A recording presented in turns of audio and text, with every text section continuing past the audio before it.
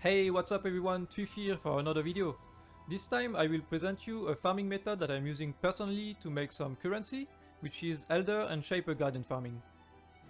So firstly, I will explain you how this farming strategy works, then in a second time I will show you the Atlas passive tree I am using for this, and then I will show you a live example of some maps and boss I am running, and lastly we will talk about the different ways of making profit with this farming method. I will also show you some bonus clip of my personal loot from 10 elders and some uber elders at the end of the video. Alright, so let's begin with the core of this strategy. So it is all about Shaper and Elder Guardians farming, so we want to have a ton of Shaper and Elder Guardian maps to run, and every 4 maps we will run a maven invitation, so either the Twisted for the Elder Guardians or the Formed for the Shaper Guardians. And this will give us a good chance at getting a bunch of Crescent Splinters, some maps, and even a chance at getting some Awakened Gem or an Orb of Conflict now since 3.17. In order to get those maps there are a few solutions, the most simple one being to just buy them in bulk from PoE Trade or the TFT Discord in the bulk map want to sell channel, but if you want to farm them yourself you will get quite a few of those maps by just running normal maps, as we have some nodes on the Atlas passive tree to boost our chance of getting influence maps. So what you want to do is to set up 10 different maps that you will witness with Maven, and with those you will already get a few influence maps from the bosses. Then once your 10 maps are done, you can run a Maven invitation the Atlas, and this will most likely give you some Shaper or Elder Guardian maps, as well as 2 Crescent Splinters, and a chance at getting some Awakened Gems or Orb of Conflict again. Let's now take a look at the Atlas passive tree I'm using for this. And I would say there is like a core part of the tree, which I will present you now, and then you will have like 40 to 50 points left that you can spend however you like. So for me, I'm just going straight forward at the beginning. I'm taking the Essence node, then I'm grabbing all of the other Essences node, because in my opinion they are just way too strong for now, and every tree should have them. Then I'm going straight to the middle, I'm grabbing some Kirak nodes, and then you want to go straight to the top. So this is where the boss nodes are. So here is the Conqueror one. This one we don't really care for now, but it's still pretty nice to drop some Conqueror maps sometimes. They sell pretty well. Then you want the Shaper and Elder nodes. So this one is very nice. It makes Shaper and Elder Guardians joined by an ally when they reach 33% life. And this ally that join have a chance of dropping their own fragments, so sometimes you will get 2 fragments when doing one map. Then you want to grab this node to have more chance of getting Elder and Shaper Guardian maps. And lastly, Gaze into the Abyss. If you plan on running your Shaper and Elder sets, it will give you better chance at getting Watcher's Eye and stuff. And lastly, you want to go for all of those Maven points. So this one is nice if you run the maps yourself, it will witness an additional boss sometimes, you will be able to do the Maven invitation faster. Then you have Captivated Interest, which will give you more Crescent Splinters when you do your Maven invitation. And lastly you have Pay for Play, which has 25% chance of duplicating your Orb of Conflict dropped from the invitation again, and as well as giving you extra chances of finding Awakened Support Gems. So once your core part of the tree is done, you will have about 40 to 50 passive points left that you can spend for whatever you like. So personally I went for harvest nodes because I really like to have them for my crafting, especially for the crafting videos and stuff like this. And especially since you will run quite a few maps pretty quickly, you will find a bunch of harvests for free, so it's in my opinion pretty nice to have. Then it is the same for area grants chance to get extra missions, so I'm using June and Alvaz to get some temples and some Katarina stuff. This is very nice if you are looking for some ailing bench or some double corruption and stuff. You will stack a bunch of missions, and then whenever you want you just switch like your betrayal points to some Alva points, and you just farm a lot of temples and you make a bunch of free money in the way. I will now show you some clips of me running some Elder Guardian maps as well as the invitation, so you have an idea of how long it takes to run those maps and what kind of loot you can expect from them. So basically I'm just zooming through the maps, killing the big packs of monsters. I'm trying to find the essences on the way, and sometimes I do archnemesis monsters when I have good combos. It is not necessary to fully clear the map, but that is up to you of course. So here I have my 4 Elder maps ready, so some tier 16, tier 15 and the Maven Invitation, the Twisted ready. So let's start running those maps. It is 9 AM and 5 minutes and let's see how long it takes.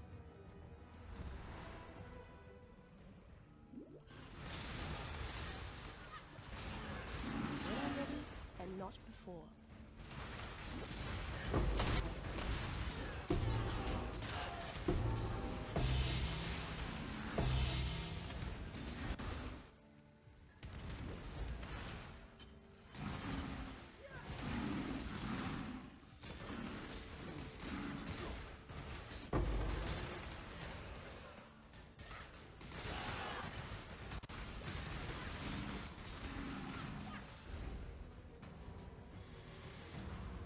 Feel death. I'm disabled. That's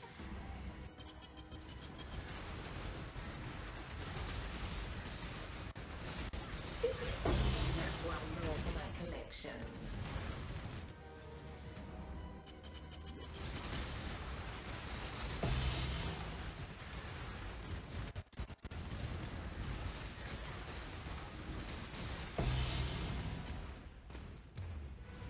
Grasp your mortality tightly. It will be so simple next time. Too much clutter.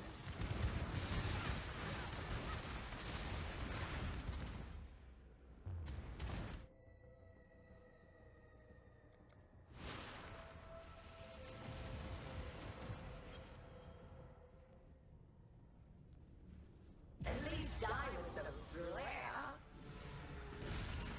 Temporal Tales. Another challenger. Twin Terrors. A dazzling display of survival. So I am now done running the 4 maps and the invitation as well, so it is 9 AM and 17 minutes, so you can see it took me about 12 minutes to run the maps and the invitation. I even also did some rituals on the way, so it took even a little bit longer. So I would say at maximum you can run the 4 maps and the invitation in like 15 minutes. Let's now take a look at the loot I got from those 4 maps and the invitation. So I found an extra Twisted invitation, which is pretty common. This is 40 chaos. Then we've got 6 Crescent Splinters, which is 60 chaos. They are about 10c each for now. Then an Awakened Gem, which is only 10c for this one. Then we've got a full set of Elder Fragments, which is normal. And we also got 3 extra fragments. One of them were from maps, from the Allies and the Passive Tree node. And then 2 of them dropped from the invitation. So that's a total of 7 fragments. And then we've got a bunch of currency, essences and stuff, which is about 15 chaos. So in this tab we have about 210 chaos worth of loot. And we invested in the maps around 12c per maps. So this is 12c times 4. So this is 48 chaos. And then 40 chaos for the invitation, so we spend about 88 chaos. So this is a profit of 120 chaos. I would say this was a pretty average run, even maybe on the bad side of the profit, because I didn't drop many extra fragments, I didn't get any Elder or Shaper maps, which you usually get. So yeah, I would say 120 chaos profit was in the pretty low side. So you can expect to have about 1x profit per runs, and it takes about 15 minutes maximum. So you do that times 4 and you can get easily 4x an hour. Let's quickly talk about the different ways of making profit with this strategy.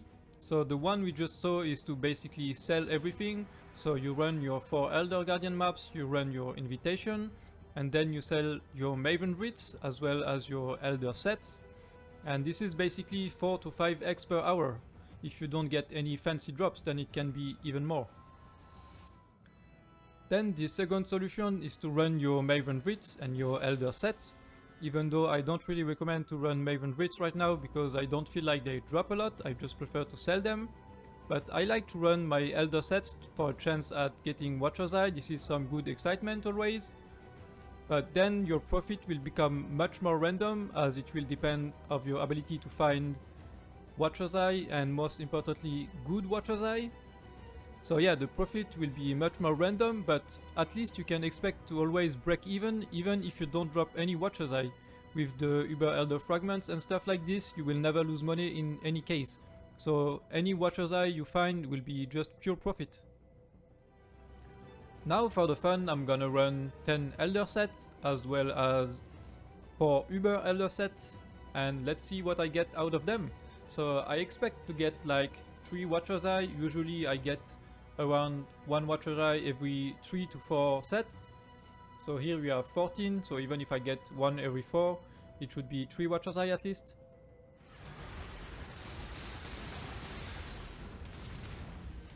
None resist my mine! Mine!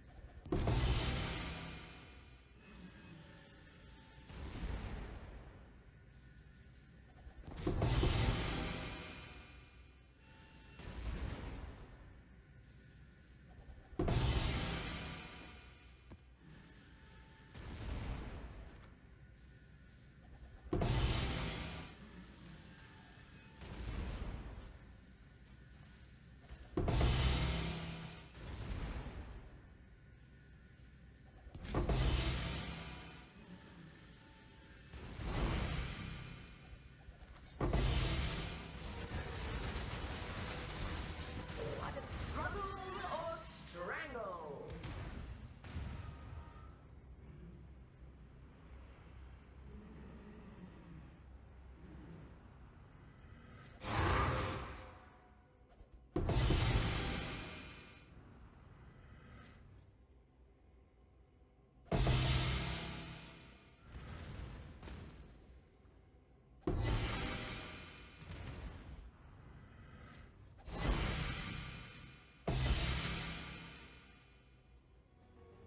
So yeah, that was 10 Elders as well as 4 Uber Elders, and we've got a pretty decent result. So 3 Watcher's Eye from the normal Elders and 1 Watcher's Eye from the Uber Elder.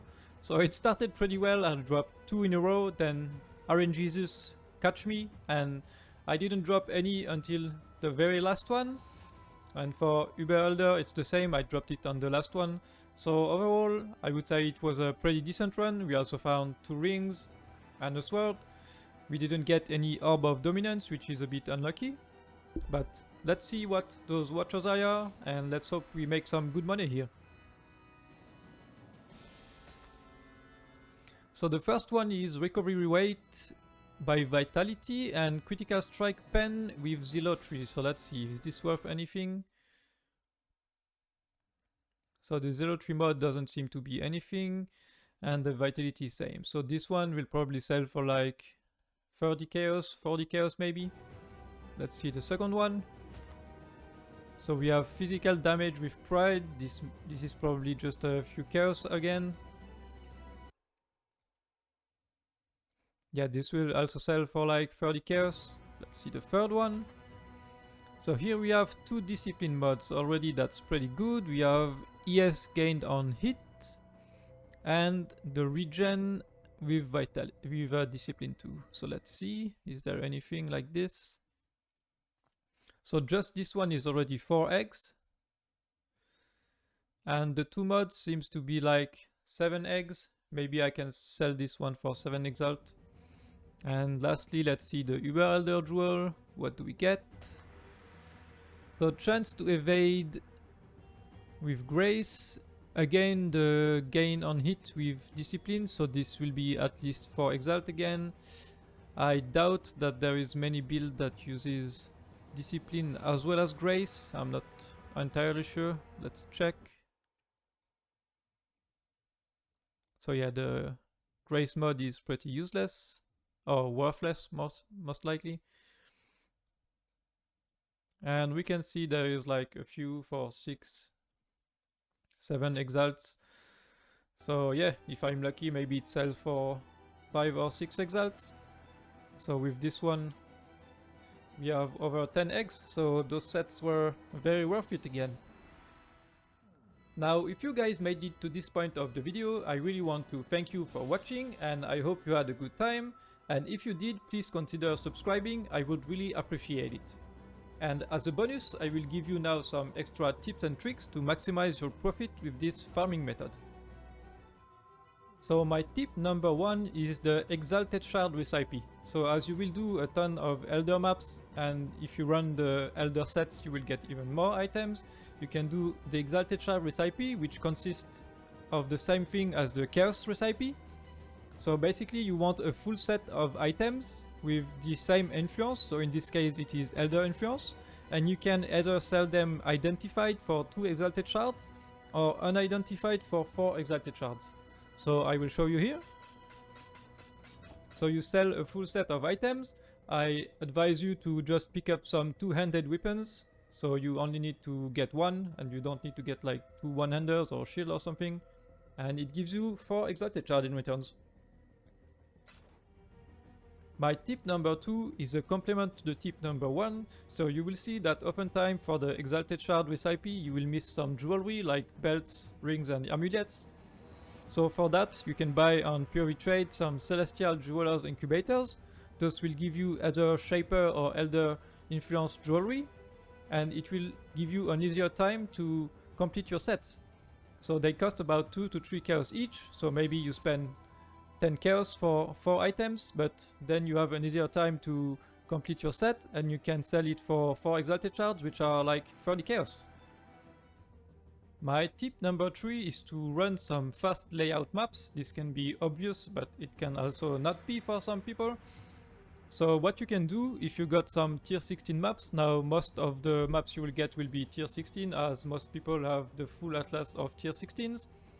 So you need to know that there is only like 4 natural tier 16 maps, and in those 4 there is Ashenwood, which is a very nice layout. You can find all of the essences very quick, as well as opening the bust very fast. So as you can see here, it is a city square, and if I use some Horizon Orb, I get Dungeon, Crimson Temple, and then Ashenwood. I think there is one more, I'm not sure, but there's like 3 or 4 maps, and you can just spam some Ashenwoods and do your maps very quickly this way. Now my last tip is for the players who want to sell their Elder, Shaper and Uber Elder sets. I would just say try to keep them until you have some bulk of them, like at least 5 sets or more, and then you will be able to sell them for a lot more than if you just sell 1 set. So that's it for this video, guys. I hope you enjoyed it. Again, I want to thank you for watching it. Please subscribe, and I see you guys in the next video.